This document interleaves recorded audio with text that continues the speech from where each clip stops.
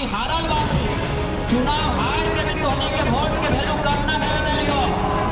आज से 2 सप्ताह पहले यह बेरों विधानसभा में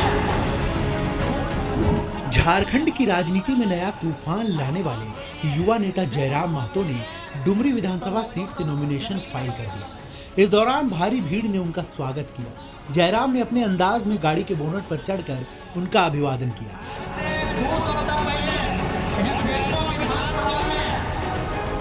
इस दौरान उमड़ी भारी भीड़ ने झारखंड के सियासतदानों के होश फाख्ता कर दिए होंगे। तो मजदूर सब जमीन में बैठा रहे, भूया में बैठा रहे। बता दें कि झारखंड लोकतांत्रिक क्रांतिकारी मोर्चा के केंद्रीय अध्यक्ष टाइगर जयराम कुमार महतो ने गुरुवार को नामांकन के लिए जाने से पहले अपनी मां का आशीर्वाद लिया। वहीं डुमरी पहुंचने से पहले तरंगा के मंदिर और ग्राम देवता में मत्था टेका। इस दौरान तरंगा की महिलाओं ने चंदन टीका लगाकर आरती उतारकर नामांकन के लिए डुमरी रवाना किया। जयराम ने गुरुवार को डुमरी अनुमंडल पदाधिकारी के समक्ष पर्चा दाखिल किया।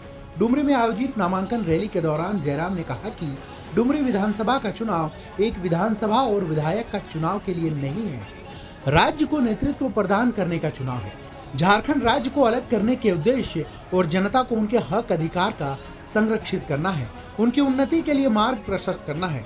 अभी तक जो भी सरकार आई है वह कहीं ना कहीं नाकाम रही है, इसलिए एक बार युवाओं को अवसर मिलना चाहिए ताकि वह दृढ़ संकल्पित होकर झारखंड को एक नई दिशा प्रदान कर सके।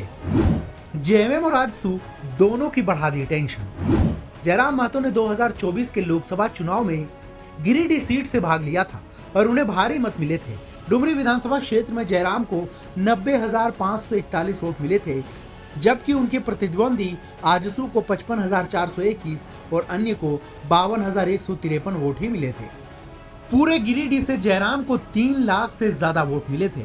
इस परिणाम ने ही जेएमएम और आजसू दोनों की परेशानियों को बढ़ा दी थी और अब जिस तरह की भीड़ जयराम के नामांकन रैली में दिखी उसने तमाम राजनीतिक पंडितों को हैरान कर दिया। जयराम महतो के पास कितनी है संपत्ति? झारखंड विधानसभा चुनाव 2024 के लिए युवा नेता जयराम महतो ने डुमरी विधानसभा सीट से नॉमिनेशन फाइल किया है। अपने नामांकन में उन्होंने अन्य जानकारी के साथ अपनी संपत्ति का भी ब्यौरा दिया है।